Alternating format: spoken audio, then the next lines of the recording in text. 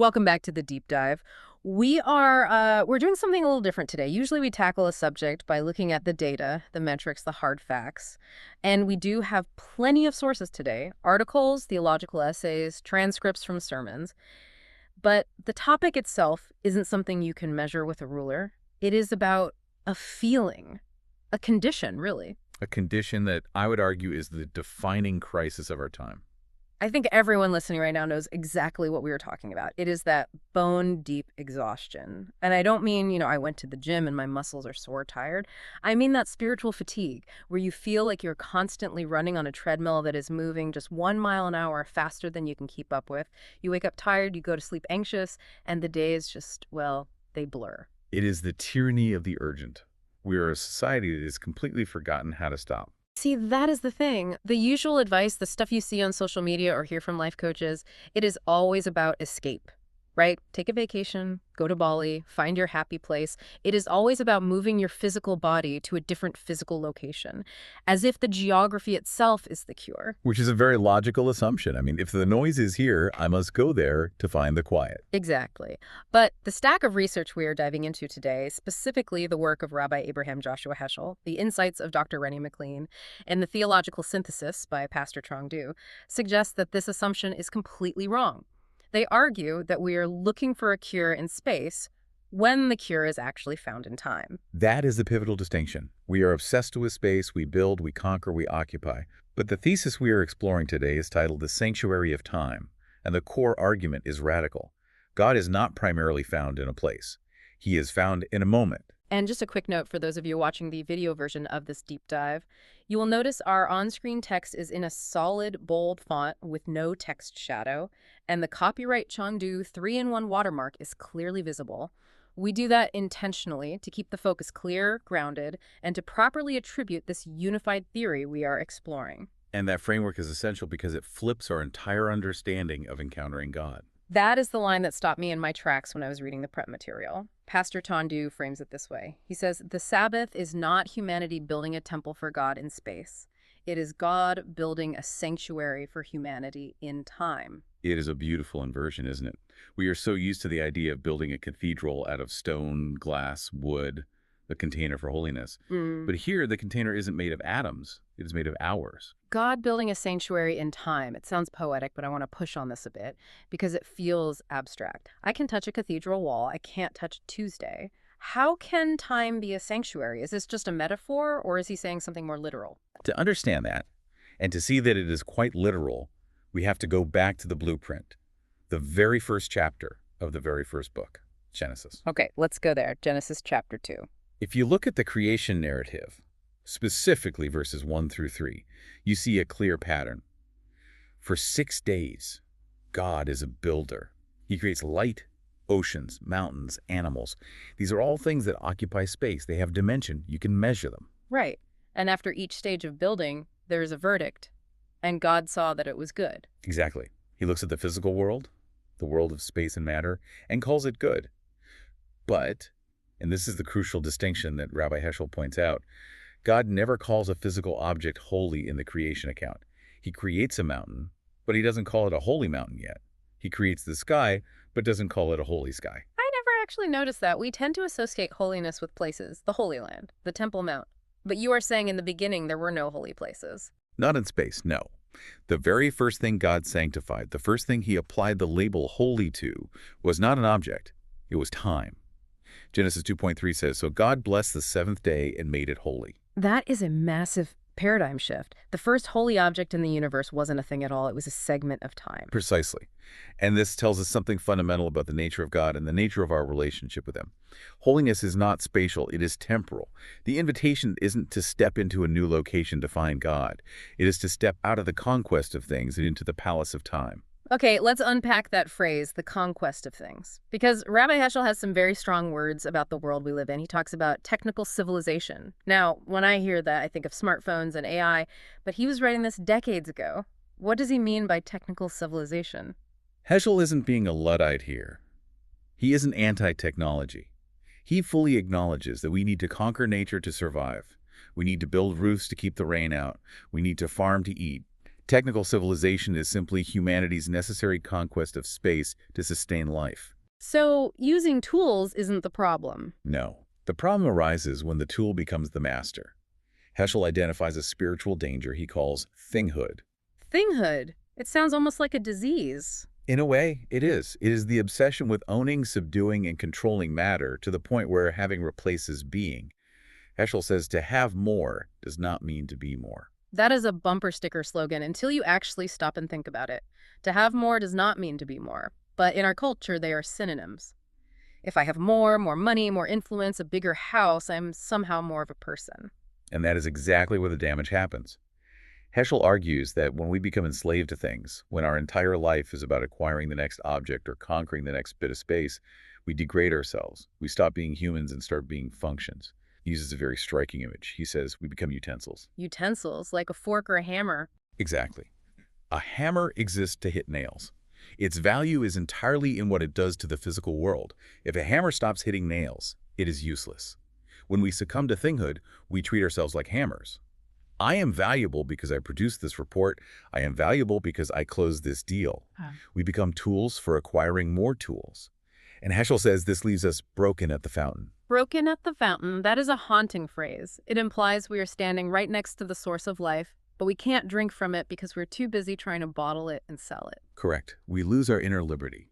We become defined by what we occupy in space, rather than who we are in time. And this is where the Sabbath comes in. Heschel argues that the Sabbath isn't just a day off, it is a rebellion. It is a declaration of independence from the tyranny of things. So let's define the alternative. If space is about having, time is about being. But how do we actually do that? This brings us to the Hebrew concept of menuhia. Menuha. It is usually translated as rest. But that translation is almost tragically inadequate. It is like translating symphony as noise. Okay, help us out here. Because when I think of rest, I think of crashing on the couch and watching a show because my brain is fried. I think of recharging my battery. That is the Aristotelian view of rest. Aristotle viewed rest as a means to an end. We rest so that we can work again. You recharge the battery so the machine can keep producing. It is still part of the cycle of production. It serves the technical civilization. Guilty as charged. That is exactly how I view my weekends. It is a pit stop so I can get back on the track on Monday. But menuha is different. Heschel argues that menuha is not a negative concept. Yeah. It is not just the cessation of labor. It is not just not working. It's a positive state. It is something you enter into. Can you give me an analogy? If it is not a battery recharging, what is it? Think of a painter. While she is painting, she is working. She is mixing colors, applying strokes, fixing mistakes. That is labor. That is the conquest of the canvas. But the moment the painting is finished, she puts the brush down. She steps back. She isn't stopping because she is tired and needs to recharge to paint another one. She is stopping to behold the work. She is entering the joy of completion. That state where the struggle ceases and the enjoyment begins, that is menuia. That is a completely different feeling. One is running out of gas. The other is arriving at the destination. Exactly. Heschel says labor is a craft, but perfect rest is an art. To build a house is a craft. You follow blueprints. But to build a sanctuary in time, to enter menuia, that requires completely different orientation of the soul. It requires us to stop trying to conquer the world and start trying to commune with the creator of it. So we have the philosophical foundation now. Heschel has given us the blueprint. We have the tyranny of space versus the sanctuary of time. But the sources we have today don't stop at philosophy. And this is where the conversation has to shift gears, because we are not just talking about a mindset change, we are talking about a power shift. This is the pivot. We move from Heschel, the philosopher rabbi, to Dr. Rennie McLean and Pastor Chandu, who approach this from a charismatic, supernatural perspective. They take Heschel's sanctuary and describe it almost like a physicist describing a wormhole. They call these moments in time portals. Portals. Now, I have to be the skeptic for a second. That word sounds like science fiction or, New Age spirituality. What does he actually mean by a portal? It is a fair skepticism. But he is rooting this concept deeply in Scripture. Think of it this way. If God is outside of time, if he is eternal, and we are stuck inside of time, linear chronological time, then for God to interact with us, there must be an intersection, a place where the eternal cuts through the timeline. McLean is suggesting that specific times, like the biblical feasts or the Sabbath, are appointed intersections. They are windows of heaven. So it is not magic, it is an appointment. Correct. And McLean's insight is that when eternity invades time at these appointed intersections, the laws of the physical realm, the laws of space, are suspended, Suspended, meaning what? meaning the rules that govern technical civilization, cause and effect, scarcity, physics, they're overridden by the laws of eternity. He calls this the glory zone. Can we ground this in a biblical example? What does a glory zone look like in practice? Look at the Red Sea. In the realm of space, physics, geography, the Israelites were trapped. It was an ocean in front of them and an army behind them. In the logic of space, they die. That is the only outcome. Right. Those are the hard facts of the situation. But then a portal opens. God's timeline intersects human history. And suddenly, the laws of space, where oceans don't just split, are overridden by the laws of faith. The water stands up like a wall. That is an impossibility in space, but it is a natural occurrence in the glory zone. McLean argues that these weren't just random miracles, they were manifestations of the eternal scene, now overriding the temporal linear. So when we talk about the sanctuary of time, we aren't just talking about a quiet afternoon. We are talking about stepping into a zone where the rules change. We are talking about access to power. And this is where Pastor Chung Du's synthesis brings it all together. He ties Heschel's rest to McLean's power. His unified theory is this: God's eternity enters human time, sharing God's own rest. Humans participate in God's eternity through rest and time.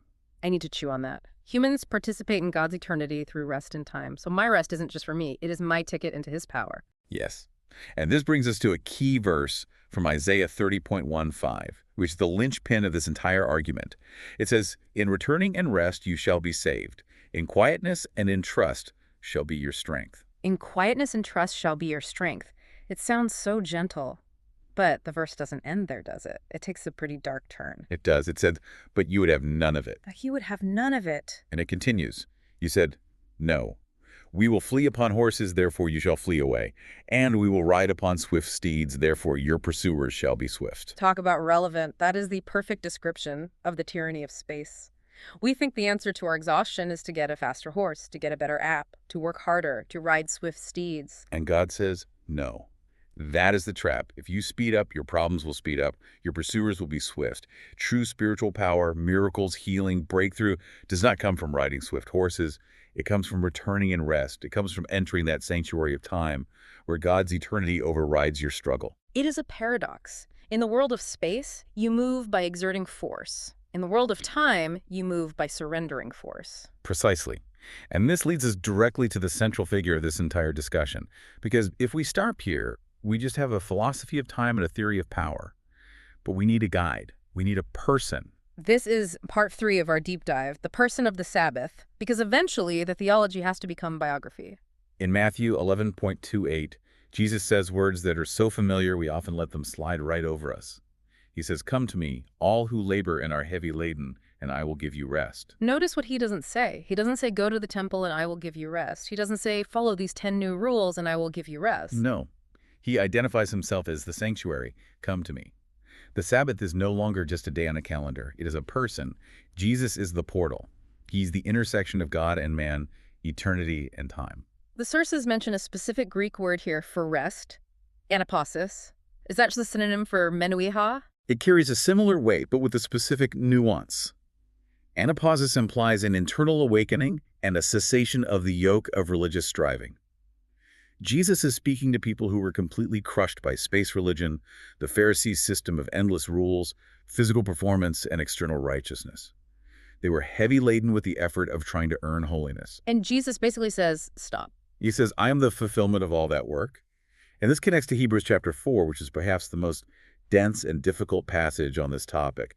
It says, "There remains a Sabbath rest for the people of God." And Hebrews 4.10 gives the condition. For he who has entered his rest has himself also ceased from his works, as God did from his. Ceased from his works. That is the scariest phrase in the Bible for a modern person. It is terrifying, because if I cease my works, who pays the mortgage? Who raises the kids? Who solves the crisis at the office? It feels like irresponsibility. That is the fear of the space mindset speaking.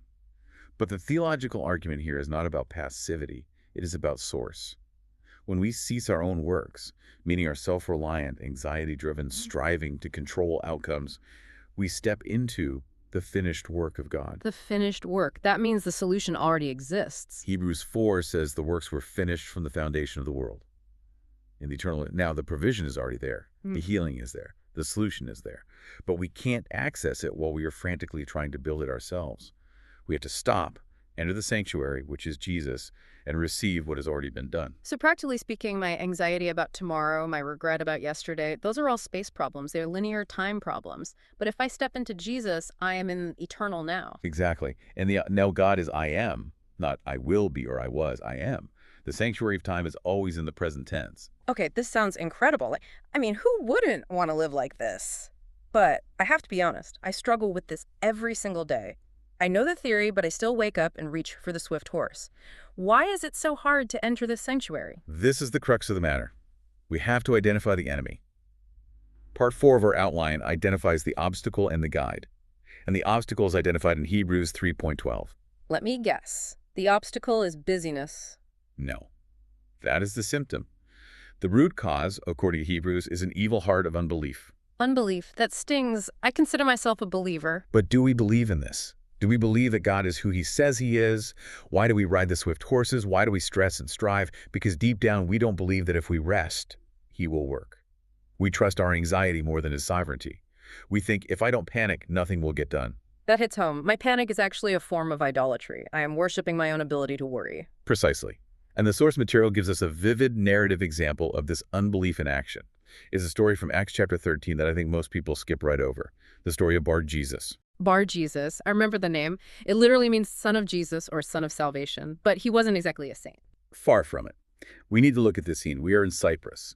The proconsul, Sergius Paulus, is an intelligent man, a man of power. He wants to hear the word of God. He is standing at the door of the sanctuary. But standing in his way is this man, Elymas the sorcerer, also known as Bar Jesus. And Bar Jesus is trying to turn the proconsul away from the faith. Why? Because Bar Jesus represents space religion. He is a sorcerer. Now, what is sorcery, fundamentally? It is the attempt to manipulate spiritual powers to get a physical result on your terms. It is coercion. It is striving. It is saying, I will do X ritual to make the gods give me Y. It is the ultimate technical civilization applied to God. God is a tool. Exactly. Bar Jesus wants to maintain control. He wants the proconsul to rely on his magic, his manipulation. But Paul steps in. And Paul is filled with the Holy Spirit. He isn't striving. He is flowing. He looks at Bar Jesus and calls him a son of the devil and strikes him blind. It is a violent moment. But the symbolism is powerful. The man who tried to control the light ends up in darkness. And the proconsul, seeing this, believed. He saw the difference between the exhaustion of sorcery, trying to force God, and the power of the Spirit, resting in God. Bar Jesus represents that part of us that wants to negotiate with God, control the outcome, and manage the miracle. And that part has to be blinded so the true sight can come. So on one side we have the obstacle, unbelief, and the counterfeit space religion of Bar Jesus. What is the guide? If we blind our inner Bar Jesus, who leads us? The only guide capable of navigating the sanctuary of time is the absolute sovereignty of the Holy Spirit. John 16:13 says, he will guide you into all truth. The Greek word there, eisoskomai, implies that the Spirit must lead or enter us into this truth. We cannot navigate it alone. We don't have the map. And this brings up a concept in the text called absolute obedience. The critique is that modern believers offer relative obedience. What is the difference? Relative obedience is obeying when it is convenient, when it is logical, or when it fits our 5-year plan. It is, God, I will go to Africa if you provide the funding and it is safe. That is relative. An absolute obedience. Absolute obedience is surrendering the map entirely. It is the blank check. The Acts 13 story actually starts with this, doesn't it? Before the Bar Jesus incident. Yes. The church in Antioch, they are ministering to the Lord and fasting. Note the posture. They aren't planning a missionary journey. They are brainstorming strategy. They are resting. They are in the sanctuary of time. And because they are quiet, the Spirit speaks. Set apart for me Barnabas and Saul for the work to which I have called them. The Spirit interrupts their routine. He interrupts their plans. And they obey. But there is an even more jarring example in Acts 16. Paul, the great missionary, wants to go to Bithynia to preach the gospel. Now, pause there. Is preaching the gospel a good thing? Of course. It is the Great Commission. It is logical. It is strategic. It is a perfect space plan. But the text says the Spirit of Jesus did not permit them. That is the test of rest. Can you accept the Spirit's no as readily as his yes? That is the crux of the matter. True rest is the cessation of our own strategic planning to follow his sovereign map. Yeah. It is admitting that we don't know the way to Bithynia or if we should even go there. It is letting the guide steer the ship, even when he steers away from what looks like a good opportunity. That requires a level of trust that honestly scares me. It means giving up the illusion of control. It does. But the alternative is the treadmill. The alternative is the exhaustion of driving the car yourself. So we have covered the philosophy, the theology, the obstacles. We have gone deep. But I want to land this plane in real life. I want to talk about everyday eternity, because most people listening right now aren't apostles in Antioch. They are driving to work, they are folding laundry, they are sitting in a cubicle. How do they enter the sanctuary of time without quitting their job and moving to a monastery? This is the beauty of this teaching. You do not need to escape your physical location to find the sanctuary, because the sanctuary is in time. It is available everywhere. The kitchen can be a holy of holies. The traffic jam can be a cathedral. Okay, walk me through this. Give me a scenario. I am in the kitchen. It is 6 p.m. It is chaotic. Dinner is burning. Kids are screaming. My phone is buzzing with work emails. My space is hostile. How do I find the sanctuary? The practice suggested by Pastor Dew and rooted in Heschel is a three-step internal shift. The first step is stop. Physically stop. I can't just stop cooking. The house will burn down. No, internally stop. Cease the internal horse riding. You know that feeling inside, the frantic buzzing, the mental arguments you are having with your boss, the anxiety about the burnt food. You have to command your soul to stand still. Even if your hands are stirring the pot, your spirit must come to a halt. Okay. Step 1, internal brakes. Stop the chaos. Step 2. Acknowledge. Recognize that the Creator is present in this moment, not in the church service next Sunday. Not in the quiet morning you hope to have tomorrow, here. Amidst the smoke and the noise, the eternal is intersecting the now. So I'm acknowledging that this moment, even though it feels chaotic, is held by God. Yes. You are acknowledging that He is the I am in the kitchen. And then, step 3, enter. How do I enter? It is an act of will. You say, Lord, I enter your rest. I accept your sovereignty over this moment. I accept that this burnt dinner is not a tragedy, but a moment in time where you are present. You step into the sanctuary of time by submitting to the Spirit's peace right now. And what happens when I do that? Does the dinner unburn itself? Maybe not, but you change. The frantic vibration stops. You switch from chronos, linear, ticking, oppressive time, to kairos, God's pregnant, opportune, eternal time. The atmosphere of the room shifts because the atmosphere of your soul has shifted. You are no longer a victim of the moment. You are a priest in the moment. It sounds like mindfulness, but it is more than that, isn't it? Mindfulness is about emptying the mind. This is about filling the moment with a person. Exactly. Mindfulness is about self-awareness. This is about God awareness. It is realizing the truth of what we started with.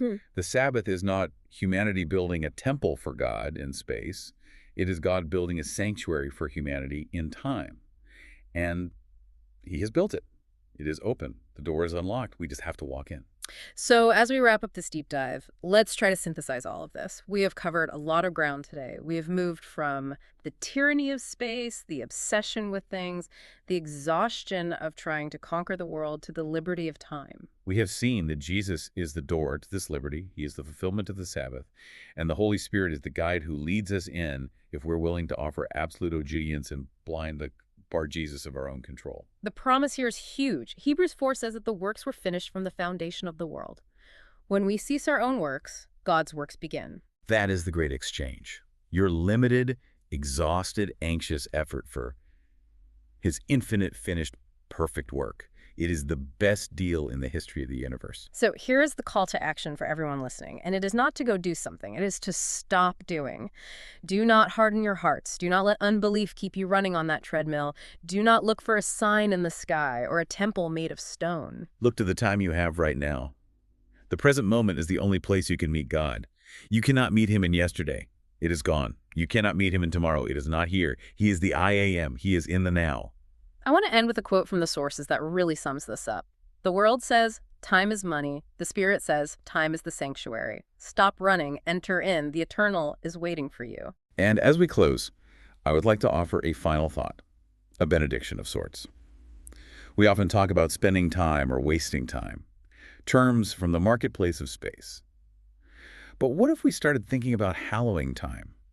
What if the next hour of your life, the drive home, the conversation with your spouse, the quiet before bed, what if that wasn't a resource to be used, but a temple to be entered? That changes the whole afternoon. It makes every single moment sacred. It does. Walk in the cool of the day with God, even in the heat of the world's demands.